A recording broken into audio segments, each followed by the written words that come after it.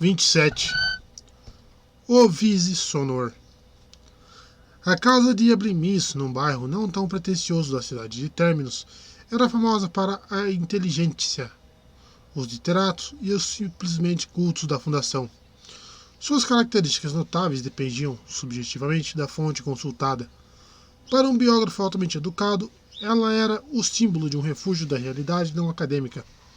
Um colunista social falou sedosamente sobre a sua atmosfera assustadoramente masculina de desordem descuidada. Um PhD de uma universidade a chamou bruscamente de cheia de livros, mas desorganizada. Um amigo não universitário disse: boa para um drink a qualquer hora e você pode pôr os pés no sofá. E um dinâmico programa de notícias que procurava cor local falou dos espaços vitais rochosos, minimamente decorados e práticos do blasfemador, esquerdista e calvo Eblimis. Para a baita, que no momento não pensava por nenhuma plateia a não ser ela mesma e que tinha vantagem de informações de primeira mão, era apenas desleixada. A não ser pelos primeiros dias, sua prisão até que fora um fardo leve. Bem mais leve ao que parecia do que a meia hora de espera na casa do psicólogo. Sob observação secreta, talvez? Ela estivera com Tora, então, pelo menos. Talvez ela tivesse ficado mais cansada por causa da tensão. Não fosse o nariz comprido de Magnífico cair num gesto que demonstrava claramente sua própria tensão, bem maior. As pernas de cachimbo do Magnífico estavam dobradas sobre um queixo pontudo e caído, como se ele tentasse se enrolar numa bola até sumir de uma vez, e a mão de Baita se estendeu num gesto gentil e automático de consolo. Magnífico fez uma careta e depois sorriu. Certamente, minha dama. Parece que até mesmo meu corpo nega o conhecimento de minha mente e espera golpes das mãos dos outros. Não há necessidade de se preocupar, Magnífico. Estou com você e não vou deixar ninguém machucá-lo. Os olhos do palhaço deslizaram na direção dela e então se afastaram rapidamente. Mas eles me separaram da senhora antes e de seu gentil esposo. E por minha palavra, a senhora pode rir, mas senti-me solitário pela ausência da amizade. Eu não riria disso, também senti. O semblante do palhaço se desanuviou e ele ajoelhou os joelhos com mais força. A senhora nunca viu esse homem que vai nos ver agora? Era uma pergunta cautelosa. Não, mas ele é um homem famoso. Eu já ouvi nos noticiários e ouvi falar muito dele. Acho que é um homem bom, magnífico, que não deseja nos fazer mal. É mesmo? O palhaço se mexeu inquieto. Pode até ser, minha dama. Mas ele me interrogou antes e seus modos são de uma brusquidão e grosseria que me fazem tremer. Ele é cheio de palavras estranhas, de modo que as respostas às perguntas dele não conseguiam sair da minha garganta. Quase acreditei no romancista que um dia brincou com a minha ignorância com a história de que, em momentos assim, o coração se aloja na traqueia e impede a fala. Mas agora é diferente. Somos 2 contra 1. E ele não será capaz de assustar a ambos, será? Não, minha dama. Uma porta bateu em algum lugar e o rugido de uma voz entrou na casa. Logo do lado de fora do aposento, ela se coagulou em palavras como um feroz. Pela galáxia! Saia daqui!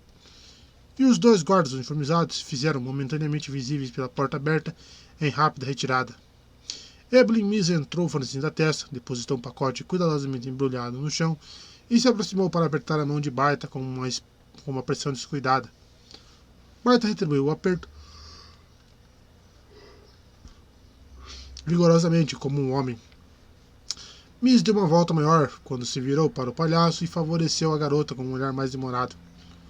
Casada? Ele perguntou. Sim, passamos pelas formalidades legais. Miss fez uma pausa. Então, feliz? Até agora. Miss deu de ombros e se voltou novamente para Magnífico. Desembrulhou o pacote. Sabe o que é isso, garoto? Magnífico praticamente que se jogou para fora da cadeira e pegou o instrumento de múltiplas teclas. Ele dedilhou a miríade de botões de contato e deu uma súbita cambalhota para trás de alegria, quase provocando a destruição dos móveis mais próximos.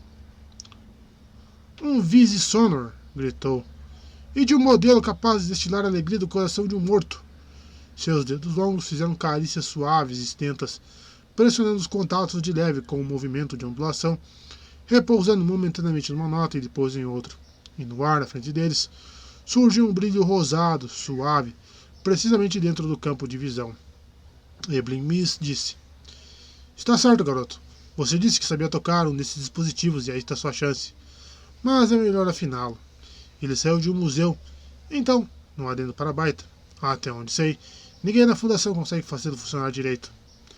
Ele se inclinou mais para perto e disse rápido: O palhaço não vai falar sem você. Pode me ajudar? Ela sentiu. Ótimo, disse ele. O estado de medo dele é quase fixo e duvido que sua força mental suporte uma sonda psíquica. Se eu quiser arrancar alguma coisa dele de outra forma, ele terá de se sentir absolutamente à vontade. Você entende? Ela tornou a sentir.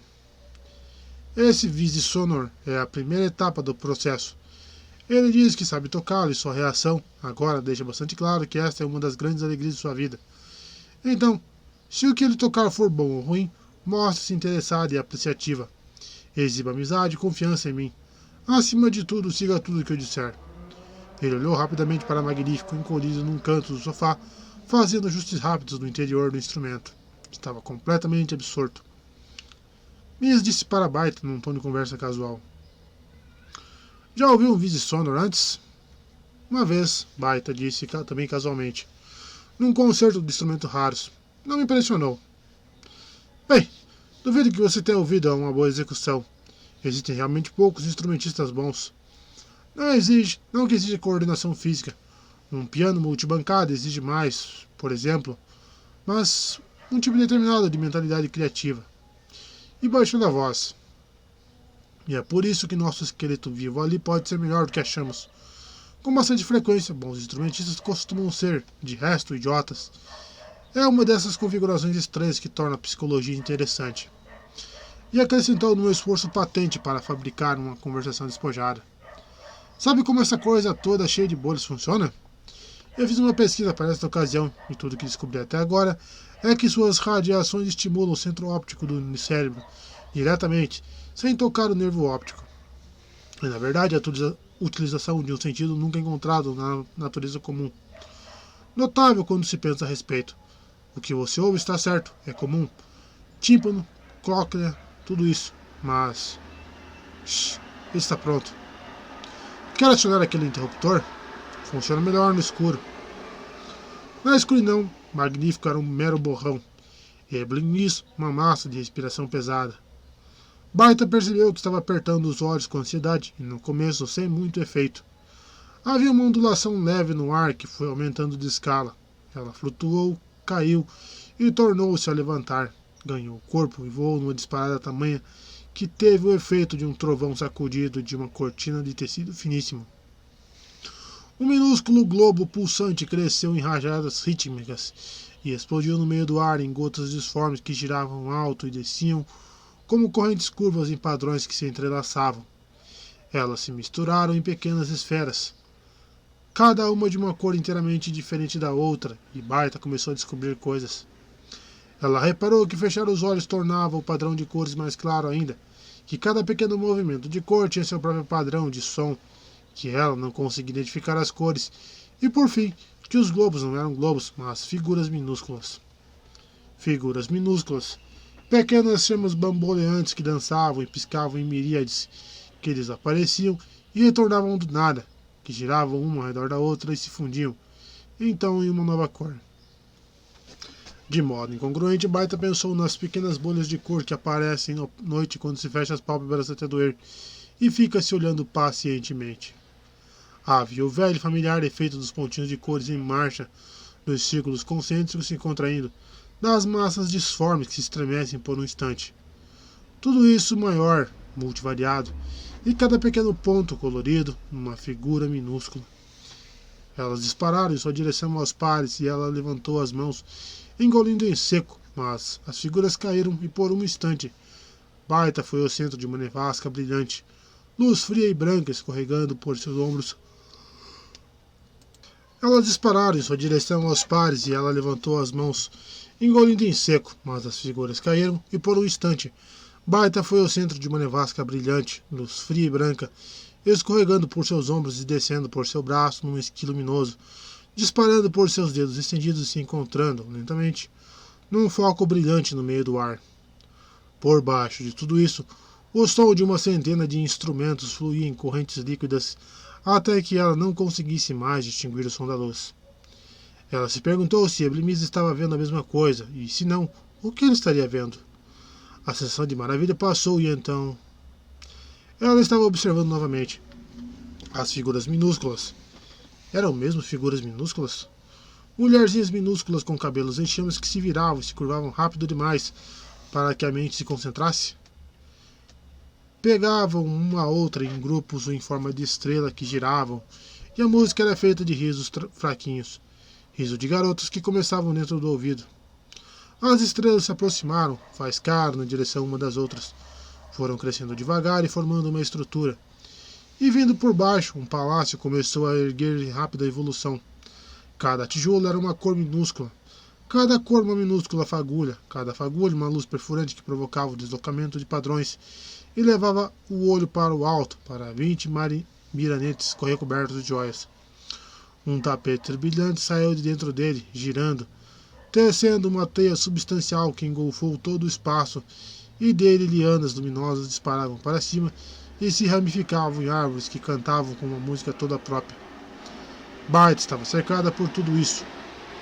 A música subia ao redor dela em voos líricos rápidos. Ela estendeu a mão para tocar uma árvore frágil, e pontos coloridos caíram, flutuando e se desvaneceram cada qual com o seu tímido, límpido e minúsculo.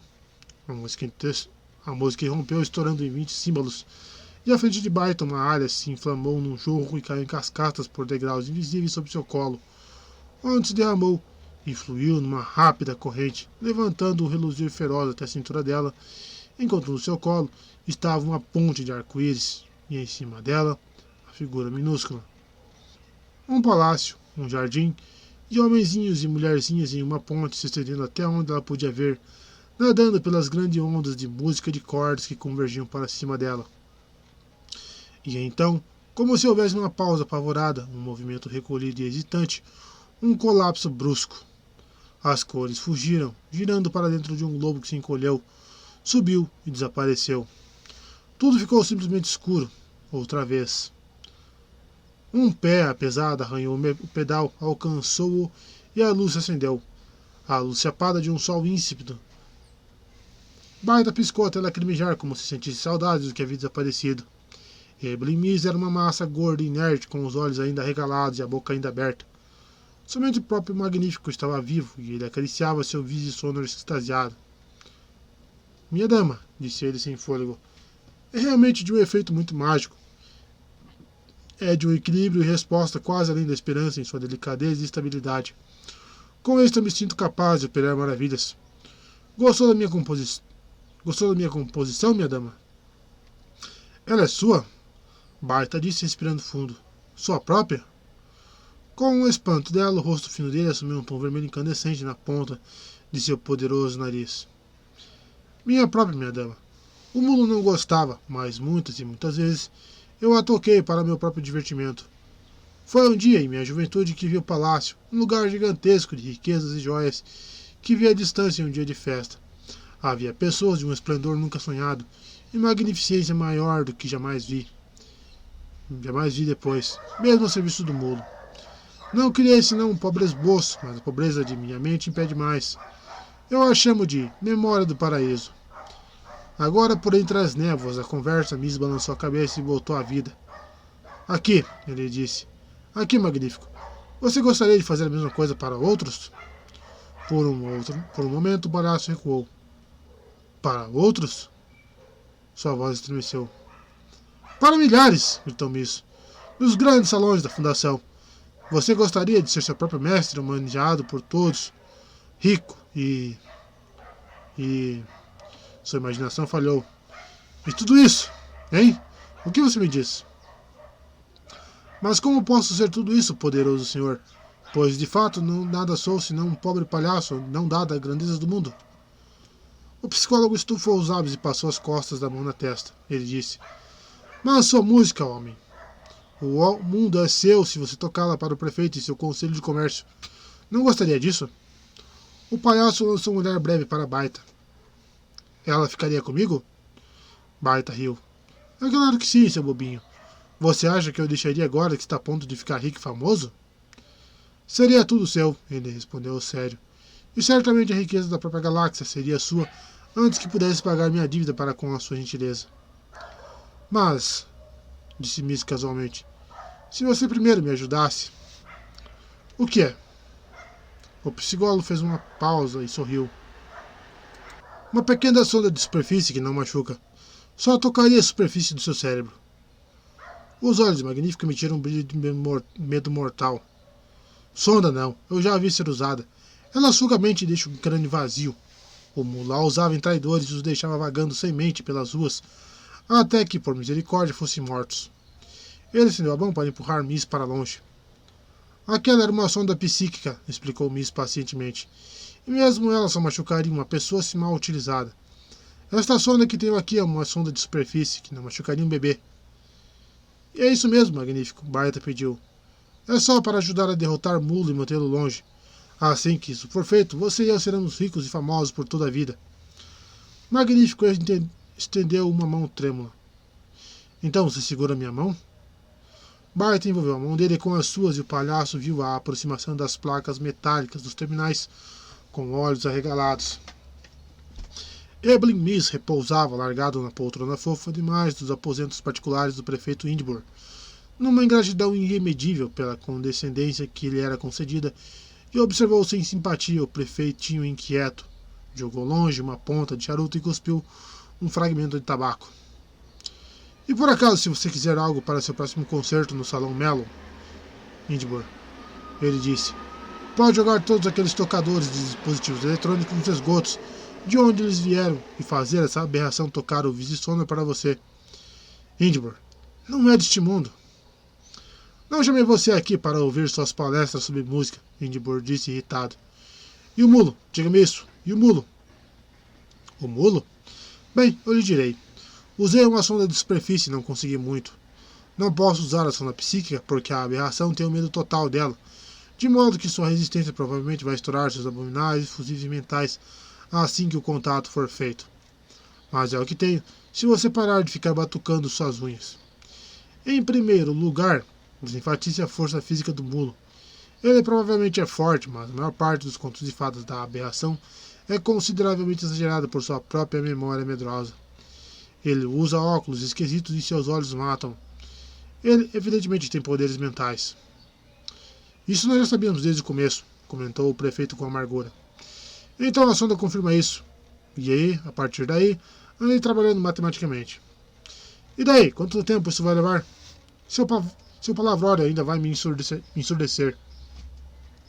Cerca de um mês, eu diria, e posso ter algo para você. Mas pode também ser que não, claro.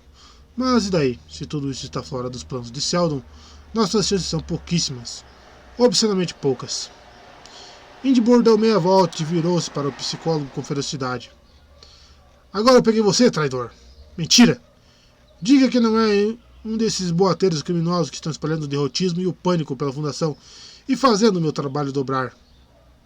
Eu? Miss foi ficando com raiva. Indbor gritou com ele. Por que pelas nuvens de poeira do espaço e a fundação vencerá? A fundação precisa vencer. Apesar da derrota em Horligor. Não foi uma derrota. Você também engoliu essa mentira deslavada? Nós estávamos em inferioridade numérica e fomos traídos. Por quem? Miss quis saber com desprezo. Pelos democratas peçonhentos da sarjeta, Indbor gritou de volta para ele. Há muito tempo já sabia que a frota pululava de células democráticas. A maioria foi exterminada, mas permanecem células suficientes para a rendição inexplicável de 20 naves no centro mais denso do combate, o suficiente para forçar uma derrota aparente. Falando disso, meu tolo patriota de língua afiada e epítome das virtudes primitivas nas quais são suas próprias conexões com os democratas? Eblin Miss deu de ombros. Você delira, sabia? E a retirada depois e perda da metade de Siena? Democratas novamente? Não, democratas não. O homenzinho deu um sorriso vigoroso. Nós recuamos. Como a fundação tem sempre recuado quando sob ataque, até a margem inevitável da história virar a nosso favor. Já estou vendo o resultado. A chamada resistência dos democratas já tem enviado manifestos jurando auxílio e apoio ao governo. Pode ser um desvio, um embuste para uma traição maior, mas eu faço um bom uso disso e a propaganda extraída dali terá seu efeito, seja qual for o esquema dos traidores rastejantes. É melhor que isso. Melhor até mesmo que isso, Windbor. Julgue por si mesmo. Há 2 dias a chamada Associação de Comerciantes Independentes declarou guerra ao mulo e a frota da fundação fica reforçada de uma tacada só por 1000 naves. Você vê, esse mulo vai longe demais. Ele nos encontra divididos, discutindo entre nós mesmos, e sob pressão de seu ataque, nós unimos e ficamos mais fortes. Ele deve perder. É inevitável, como sempre. Miss ainda exalava ceticismo. Então você me diz que Cial não fez planos até mesmo para a ocorrência fortuita de um mutante. Um mutante? Não conseguiria distingui-lo de uns humanos, nem você. Nem se fosse. Não conseguiria distingui-lo de um humano, nem você, se não fosse pelos delírios de um capitão rebelde, alguns jovens estrangeiros e um malabarista e um palhaço maluco. E você se esquece da evidência mais conclusiva de todas, a sua própria. Minha própria? Por um instante Miss ficou espantado. Sua própria, o prefeito disse com desdém. O cofre do tempo se abrirá em 9 semanas. E então?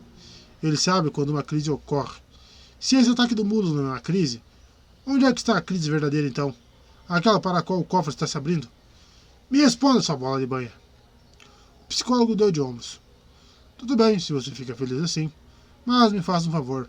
Apenas caso o velho Sheldon faça seu discurso e ele seja realmente amargo, suponha que você me deixe ir à grande abertura. Está certo. Fora daqui. Fique longe da minha vista por 9 semanas. Com um prazer indizível,